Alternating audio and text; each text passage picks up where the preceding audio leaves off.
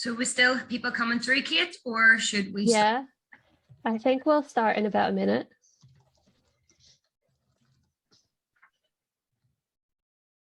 It's really great to see the amount of people coming through on the chat box from so many different places.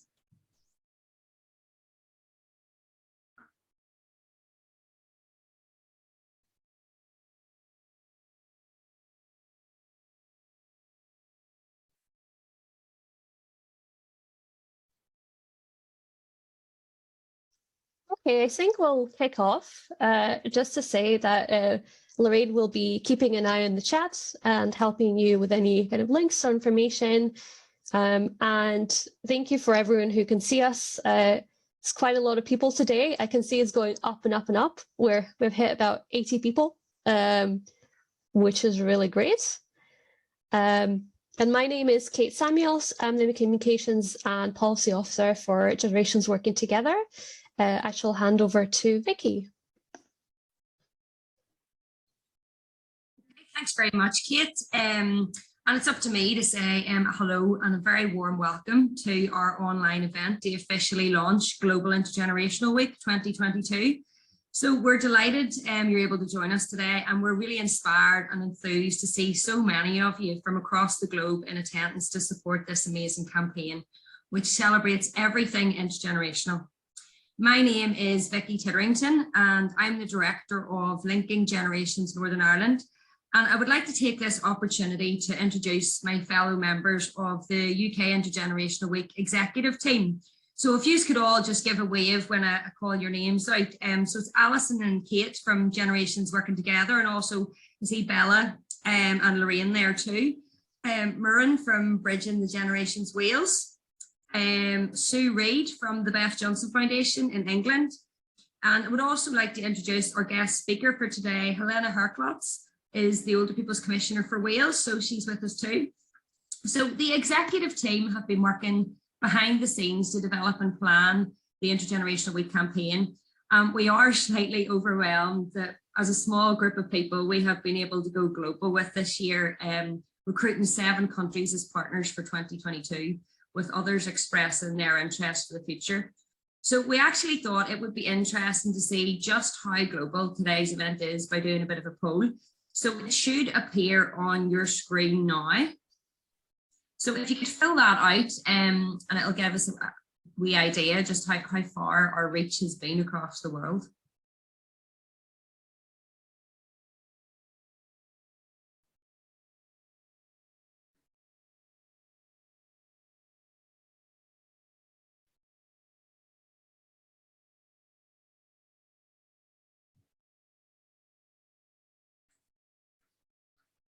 We're just waiting on a final few people to select their countries. Oh, that's okay.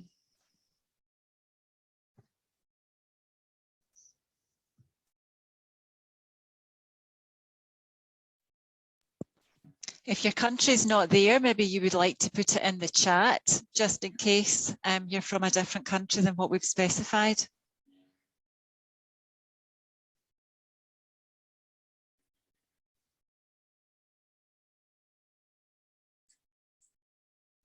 Okay, can you see that? That's brilliant. I'm really proud of Northern Ireland and Ireland. So that's great. We've a really big spread. Can you scroll down, Kate, to see just the bottom as well?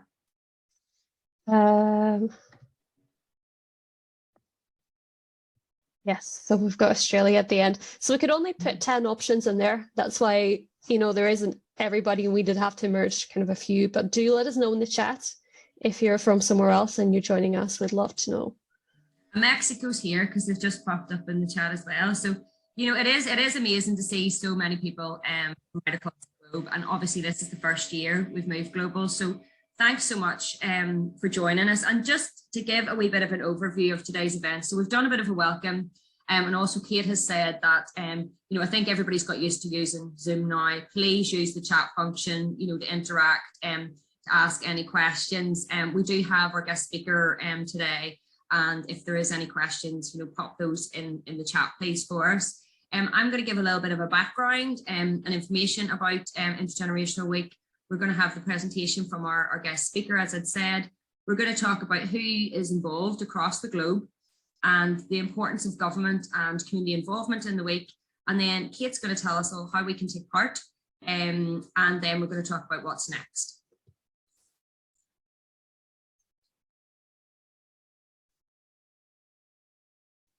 So just go on to the next slide, Kate. Yeah, thank you.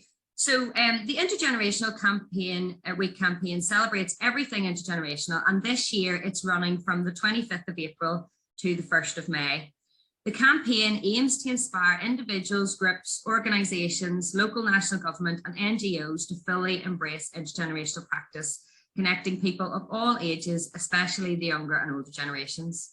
So it really offers us all a fantastic opportunity to share good practice, ideas, moments and local opportunities where different age groups can come together and form intergenerational friendships.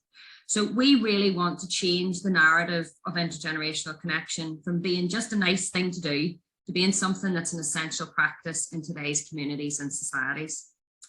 In 2020, the St Monica Trust led on the first UK Intergenerational Week, and it took place from the 23rd to the 29th of March.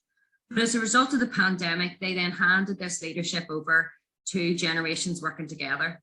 And in partnership with Linking Generations Northern Ireland, Bridging Generations Wales and the Cares Family in England, we led the second campaign, which took place last year from the 8th to the 14th of March. So over 120,000 people joined us in 2021 through the hashtag Intergenerational Week to say no to the age gap. So we're going to show a short video here so that you can see what we achieved during last year's week.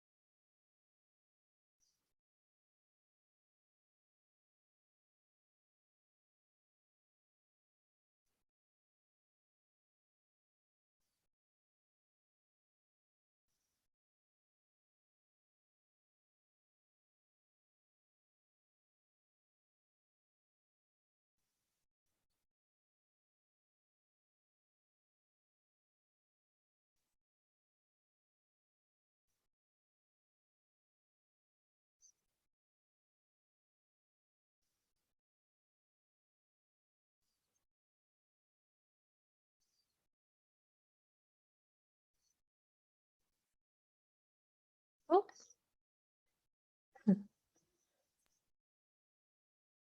So I'd seen it pop up in the chat there that we couldn't hear the sound, but unfortunately I couldn't hear the sound either, but hopefully you still got the information from the video and it gave a little bit of a flavour. And the video is actually on the website page too.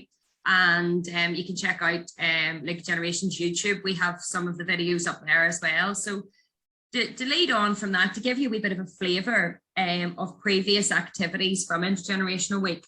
In 2021, Intergenerational Week, it did generate a wide range of activities to promote and celebrate intergenerational practice at a community practice and a policy level. So some examples I thought I would tell you about include the launch of an intergenerational manifesto in Spain to celebrate and coincide with the EU Day of Solidarity Between Generations. Intergenerational conversations through COVID, which were organised by the Commissioners for Older and Younger People in Northern Ireland. The Generations Working Together online conference, which included a series of webinars. The LGNI, Linking Generations Northern Ireland, launched their education research into the benefits of intergenerational practice, and we were lucky enough to get support from our Northern Ireland Minister for Education.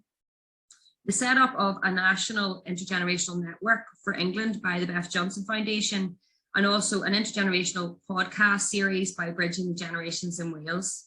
So that would just give you a bit of an idea of some of the things that took place last year. But we're also delighted at the support received for the campaign on social media, with many organisations and funders taking the opportunity to showcase their intergenerational work and examples during the week. So this launch event is the start of our exciting 2022 Global Intergenerational Week campaign. And we really look forward to seeing the range of exciting activities, events and opportunities organised by people engaged in the week over the coming months. The UK executive team are planning events focusing on developing intergenerational boards. They're delivering intergenerational training. We're having some funders discussions and hope to involve the Eisner Foundation.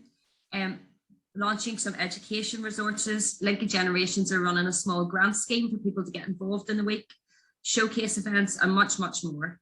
So we would love to make this year bigger and better and hope you will join us as a supporter or organise your own activities and attend some of the fantastic events which will be detailed on the GWT IG Week website pages. I would now like to introduce Helena, who has previously supported the week and contributed to a number of UK government and advisory groups in her role as the Older People's Commissioner for Wales. The topics she's worked on include care and support, housing, dementia and carers, and she's also a member of the Solidarity Between Generations cross-party group in Wales. Welcome, Helena, and thank you. Thank you, Vicky, and good afternoon, everyone. Well, it's afternoon here in Wales, but it might be slightly different times over in Australia and other places. So it's fantastic to join you today. Thank you so much for inviting me to be part of this great launch of going global in terms of intergenerational work. That's fantastic. And I think it's just an excellent opportunity for us all to come together and to celebrate all the things that we have in common that unite us across the generations. And I just want to offer my congratulations to the founding partners and the organisations that involved in this. It's just terrific to see the progress in such a short time. These intergenerational links and friendships and contacts have always been important, haven't they? But I'm sure we will all reflect on how much more important they've been over the last 2 years for us all. In a time of uncertainty and anxiety, of loss and of grief, the richness of the relationships have helped to sustain us as individuals, and also I think of the weave that holds us together as a society. And I think these intergenerational connections are particularly important when there are forces that seek to polarize and divide us. I believe that to be a decent society, we need to be one that encourages and helps us to sustain contact and understanding between and within generations.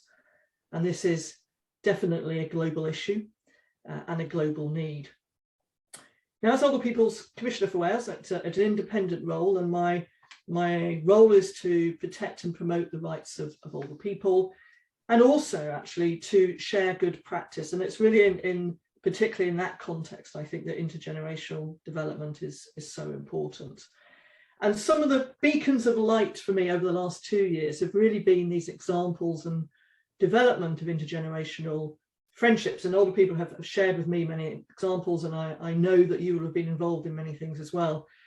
So I've been particularly struck by some of the pen pal initiatives that have developed. I remember when I was a kid being a pen pal, and it was something that sort of left us as we went into the social media age, but it's come back in a really powerful way. I think that connection of people writing to each other. We've seen examples of older people helping younger people with their reading online, of doing murder mystery competitions together, younger people encouraging older people to become TikTok stars. And I think what's been lovely about this, it's been about that giving and receiving. It's not just been one way, it's been mutual. I think many older people have shown the resilience that they have, the experience that they have of dealing with very difficult times, and have been able to help younger people. And we know that younger people have brought so much joy and so much enthusiasm also into those relationships.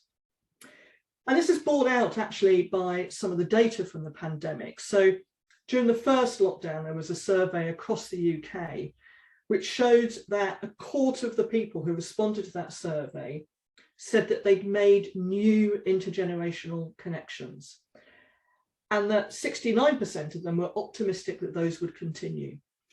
So I find it incredibly encouraging actually at the time difficulty and crisis for most countries around the world, certainly in the UK, we saw a strengthening and a new opportunity to develop those relationships. It'll be very interesting to see if that's the picture globally.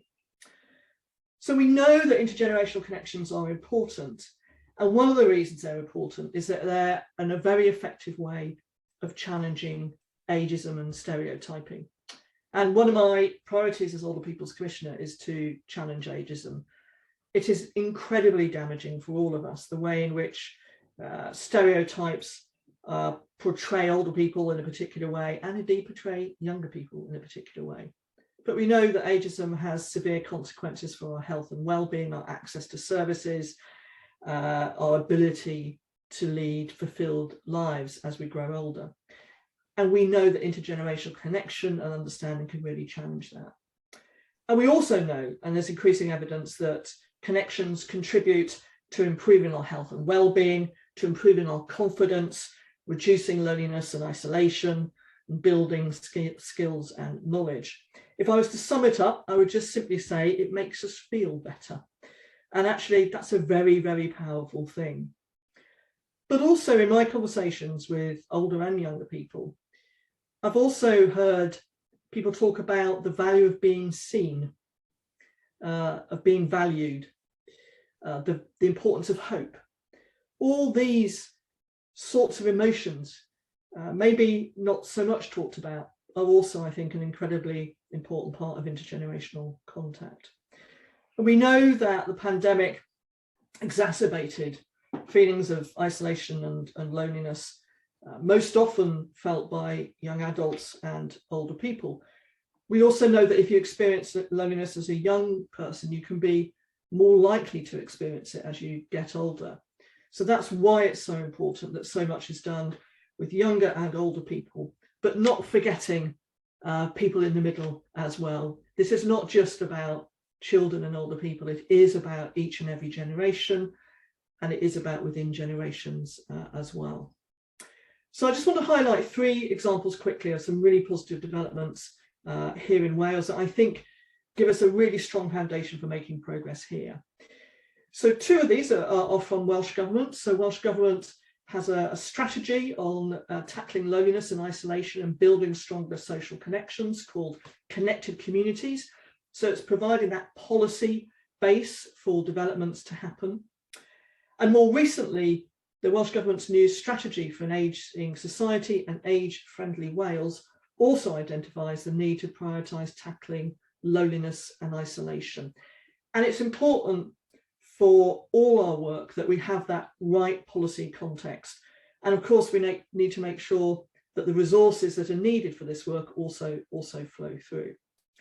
And I'll be particularly pleased to support here the new cross-party group on intergenerational solidarity. I think it's the first time in the Senedd, in the Welsh Parliament, we've had a cross-party group of members of the Senedd on intergenerational solidarity. I'm not sure there are many of these throughout the world. We might be leading the way here in Wales. It's chaired by the member of the Senedd, Dennis Jewell from Plaid Cymru, and it has supporters from across the political spectrum and many organisations, younger people's organisations and older people's organisations. So isn't that fantastic that at a time, particularly when some of the political debates everywhere are quite heated and quite divided, that we have political parties coming together in Wales to confirm and affirm the importance of intergenerational solidarity and to explore what more can be done. And their priorities include tackling loneliness and isolation, improving lifelong learning, improving skills across generations, and combating ageism. And one of the things they're going to be doing over the next few months, and I just thought I would mention, is they're going to be launching a photo competition to celebrate the connections across the generations in Wales. And the aim of the competition is to promote those intergenerational contacts and friendships formed during the COVID-19 pandemic. I think that's just a lovely idea. And the winning photos will be featured in an exhibition later this year, alongside stories about people's personal experiences of that contact. So there'll be a formal launch of that competition in the coming months, and I'm sure that will be of interest to many of you at this session today. There is so much positive action already underway, and I really admire the ambition of going global. I think that's absolutely terrific. And some people might say, well, goodness me, you know, this is a very difficult time to be having that level of ambition. But there's a lovely quote, I think from a French philosopher some time back, which said this, which is when they were talking about being in a difficult situation, and he said, now is the time for optimism. We leave pessimism for better times.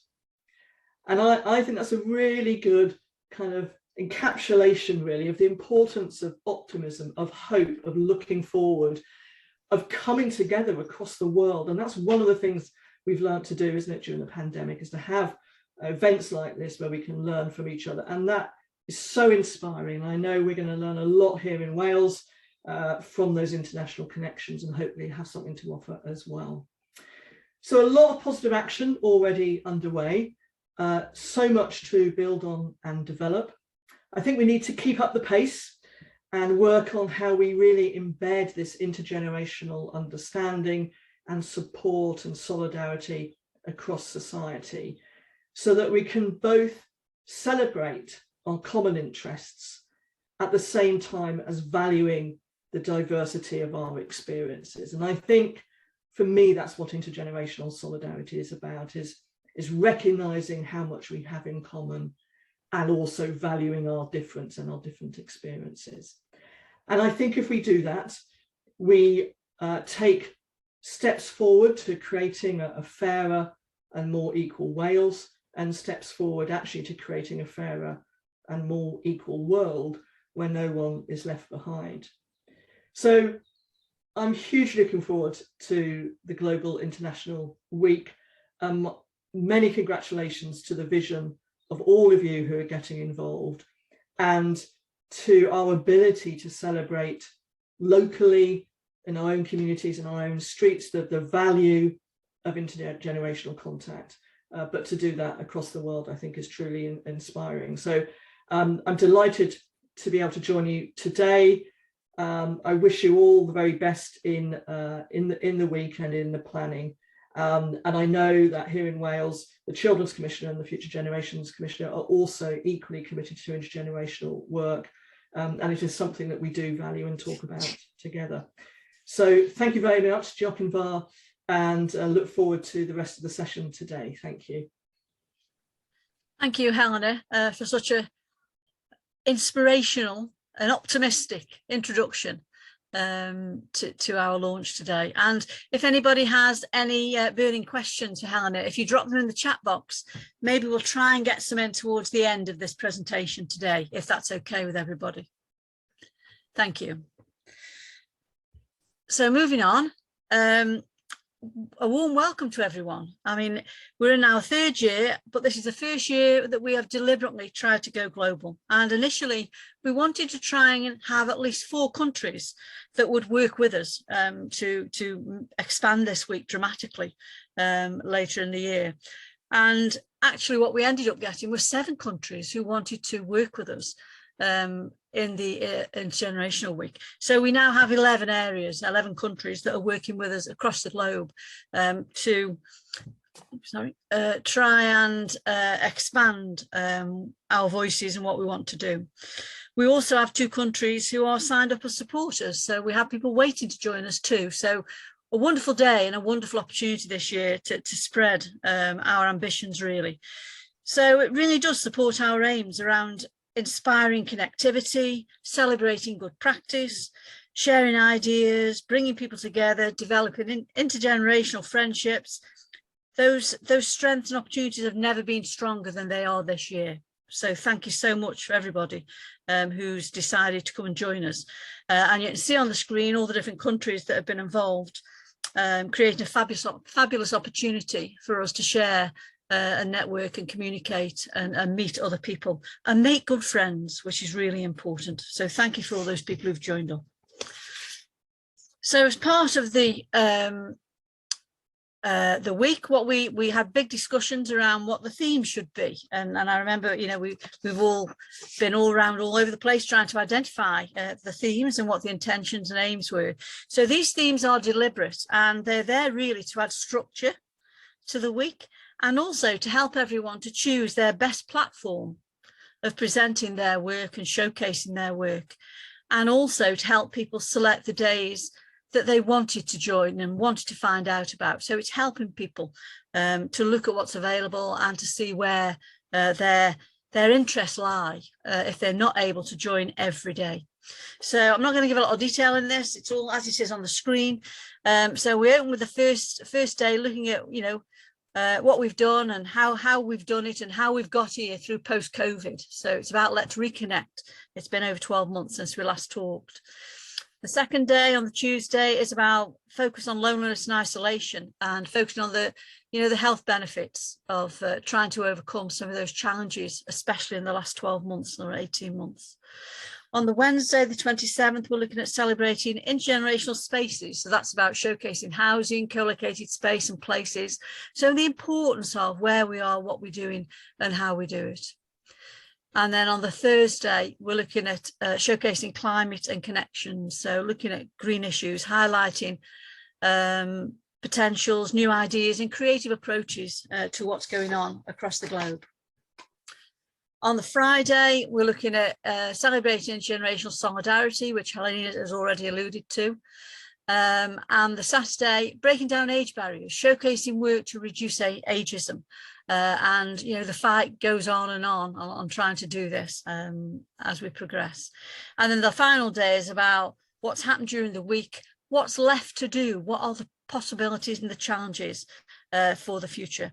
So we asked ourselves what we wanted from the Intergenerational Week and the global connections. And then we also asked some of the countries, well, what did they want to get out of this connection? What do they see as the benefits? So I'm not going to read the whole quotes, but I'm just going to pick out some words, you know, overcoming ageist stereotypes, battling loneliness. These issues aren't relevant just to one country or one area or one city. They're internationally common across our different countries. And I guess by addressing some of them, we're addressing all of them if we're making context specific. So what we learn in one country, maybe we can translate into other countries, because some of these issues are really important to the majority of us. So it's about bringing benefit to our societies. And it is a real honour, you know, to work together to make this week the best we can possibly do and to make a difference to those people out there. Thank you. Thank you very much, Sue. So I'm Mirain and I'm also a part of the executive team, and I'm from Wales, which is another country in the United Kingdom. So to get the best out of intergenerational practice, it's important to get support from plenty of different areas, but especially from the government and the community. The reason that we're mentioning both of those is because the government can support us to have policies to support our work, to secure funding and to allow us to grow in each country. We need support from our communities because that's where intergenerational practice happens from day to day and something that strengthens society. There's a quote that I like in Welsh from a poet called Llwyd Bryn, which says, "Mewn cymdeithas lawen iach, neb ry fawr, neb ry fach," which translates to, in a happy, healthy society, no one's too old and no one's too young. And I think that's a very important saying to remember when we think of intergenerational work. Each country are different regarding intergenerational work, but I'll just talk briefly. I know Helena's already mentioned some of our work here in Wales, but I'll just mention briefly over the past few years what has happened here. So looking back now to 2019, the Welsh Government released a review of key mechanisms in intergenerational practices and their effectiveness in reducing loneliness and social isolation. And again in 2019, as Helena previously mentioned, the Older People's Commissioner, the Children's Commissioner and the Future Generations Commissioners for Wales all issued a joint statement stating the importance of intergenerational work.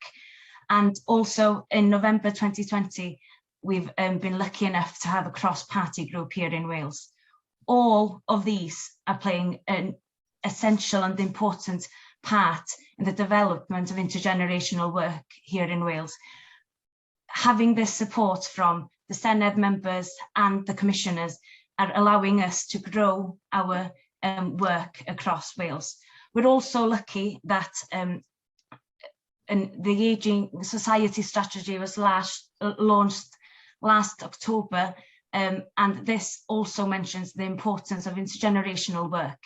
And also over the next few years, we're having the Donaldson curriculum rolled out in Wales, which is a new curriculum for Wales in the schools, and it also supports intergenerational work within the education world.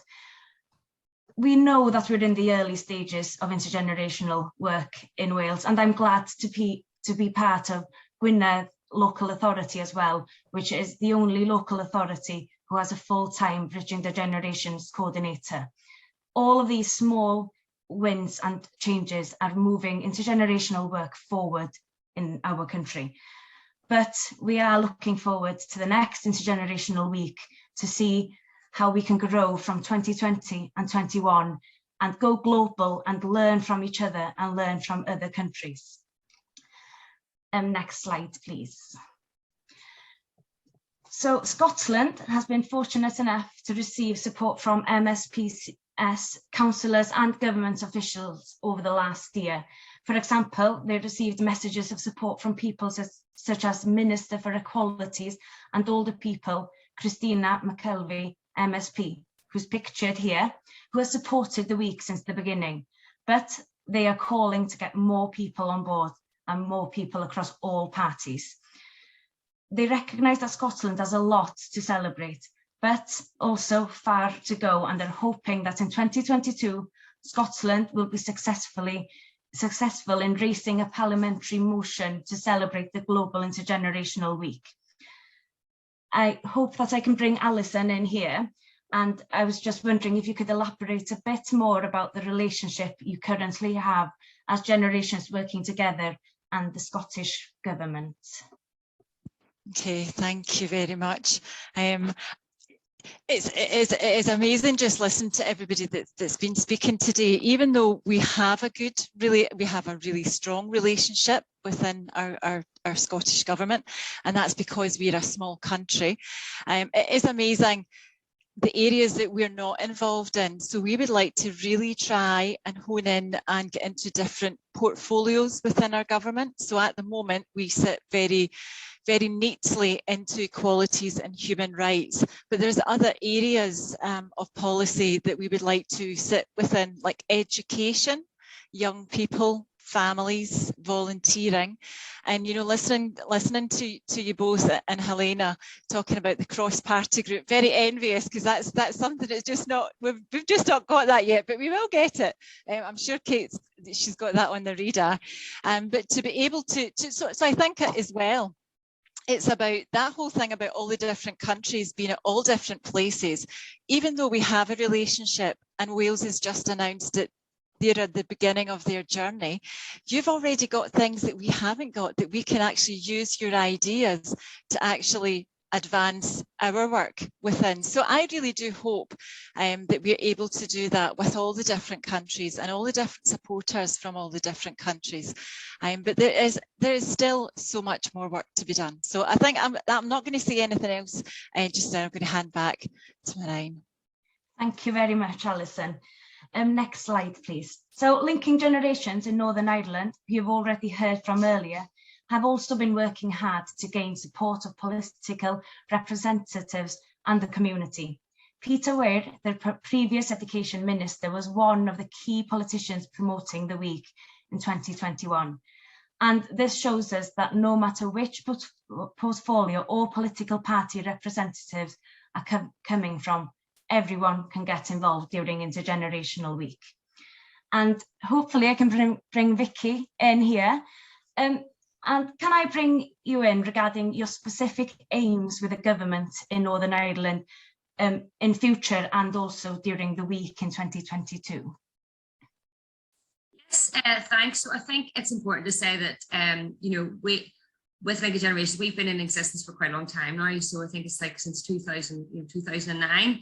And one of the most difficult things with intergenerational practice is to fit it into a particular box. And it's a very, very hard job because it is applicable, as even Helena said, to a range of different portfolios. But one of the ones that we know it fits very strongly with is education, also with older people, and also with, in Northern Ireland, the Northern Ireland government and the Public Health Agency, who are our funders. We're very, very thankful to the Public Health Agency, are committed to developing Northern Ireland as an age-friendly region.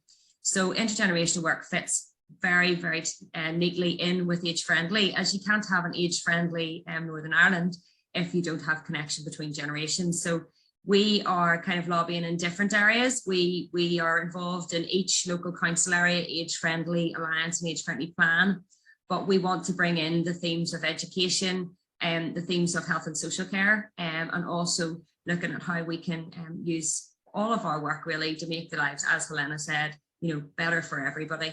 So I think that is the difficult job, and the big message that I would have is we need to change the narrative on this work. This work doesn't just happen as an organization.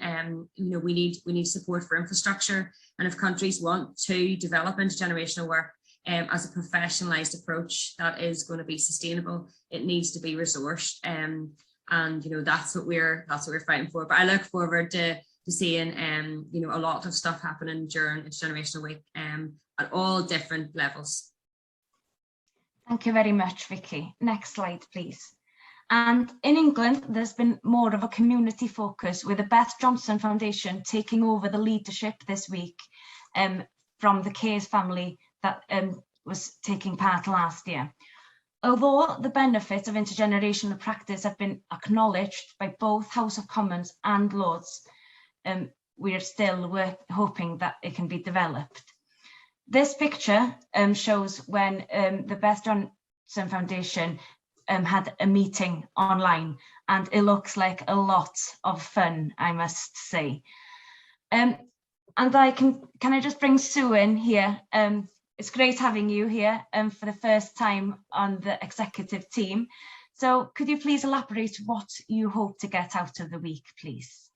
Well, personally, I'm hoping to get so much, because this is my first experience at being part of this group and part of this week. So I'm going to learn far more probably than I ever anticipated. And last year, as part of the last week in 2021, we launched our new network group called the Intergen Net, which was about trying to get people interested. We've got about 50 members now as part of that group.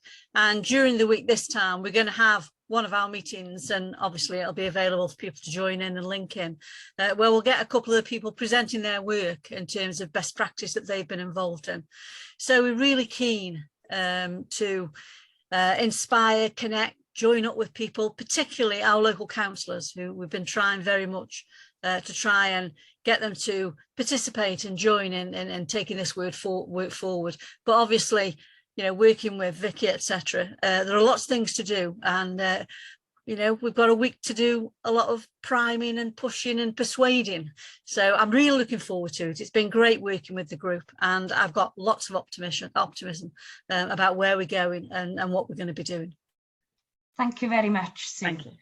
So however you decide to get acknowledgement from your government for the work we've been all passionate about, we can learn from each other during the Global Intergenerational Week. And I'm certainly looking forward to see what will happen in 2022 and the years following. So thank you very much. Diolch yn fawr. Over to you, Kate. Hi, thanks everybody for joining in. I'm so excited to see so many people and to hear some great things that have been said, particularly some really interesting things by Helena earlier. It's fascinating. So what I thought I would talk about is how you can take part in the Global Intergenerational Week this year round. And there are basically 5 key ways The first one is to be a supporter. The second one is to join social media.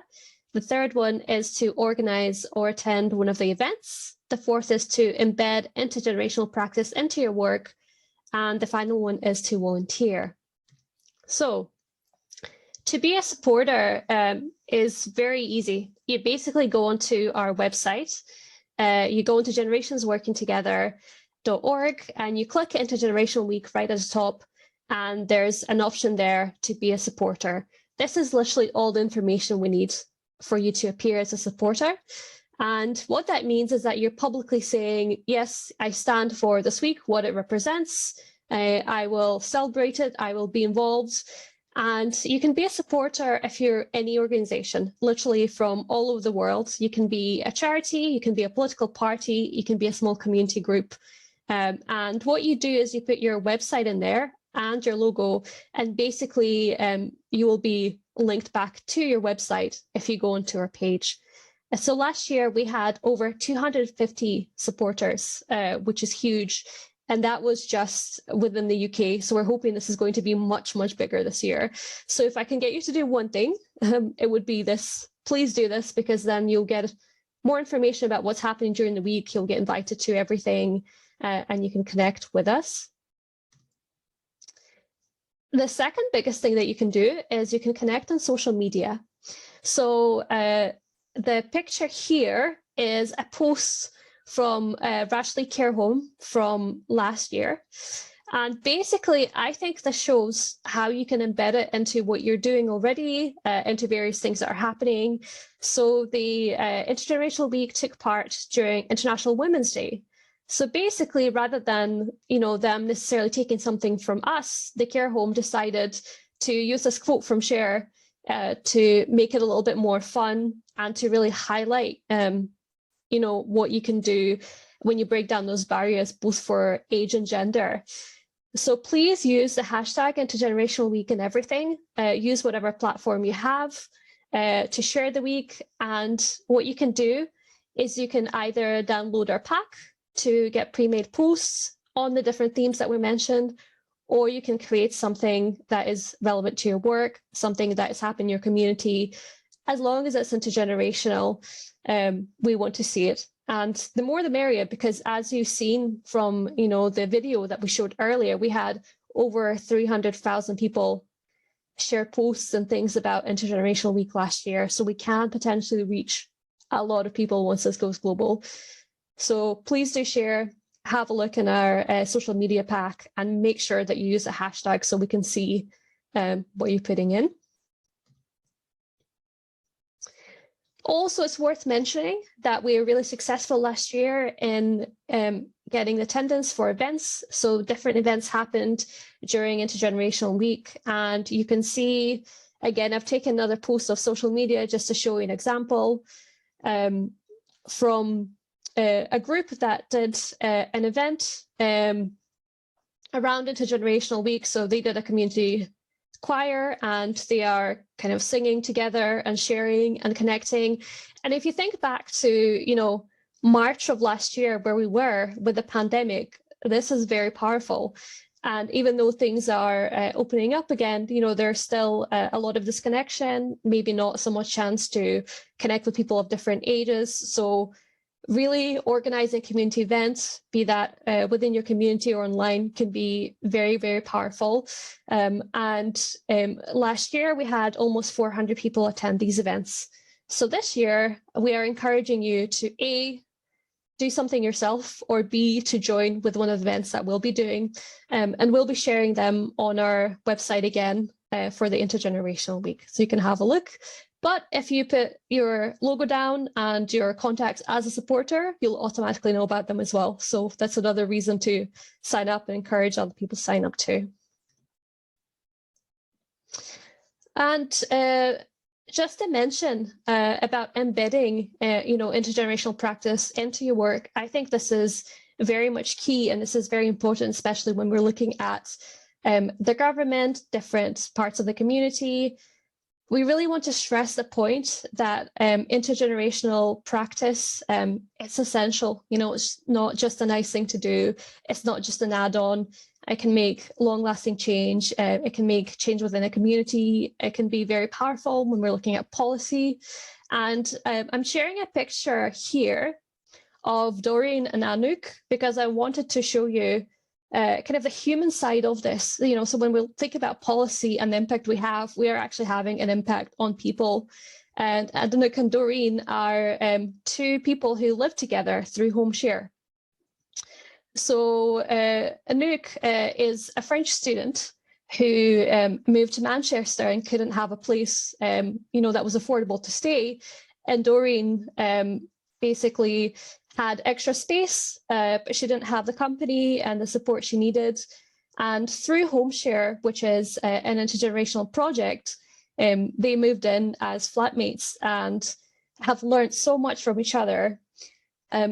And I think if we don't, you know, embed work like this, if we don't look at what we do and see how we can bring intergenerational aspects into that, then we're missing out on a whole lot of things. And we're missing out on the potential impact that we could have in every area of policy and community. And finally, we are looking for volunteers for the Global Intergenerational Week. If you would like to volunteer in some way, please email me. My email is at the bottom there. Basically, because of the nature of the week, this year is the first year that we can take volunteers from all over. So no matter where you're based, if you can support the week, if you can give a few hours between now and the week, do get in touch. We'll need people to share the week. We'll need people to help us with some aspects of social media, and we'll need expertise with things like community events if that's what you'd like to do. So please do get in touch, do get involved, and do let us know if you'd like to join. Just to say, if you go onto our website, all you need to do is click on Global Intergenerational Week, and you'll see these headings. And basically, these headings will show you all the things you might want to know. So there'll be benefits and definitions. There's information which countries are getting involved. There's information on the history and previous campaigns. You can get in touch with the executive team. You can also download social media resources. This is very helpful if you're not sure where to start. There's a social media pack. There's information about themes. There's specific graphics that we've created for every day of the week.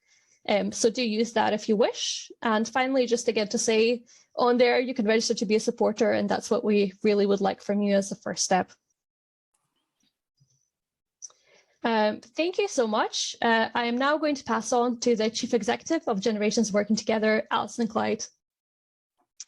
Okay, thank you very much.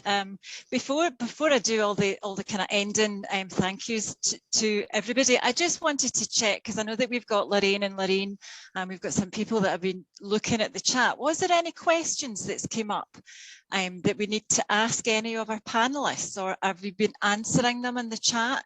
The chat's been going mad, absolutely mad. The chat's been really busy, some great networking going on and lots of sharing, which is one of the amazing things about working in this field.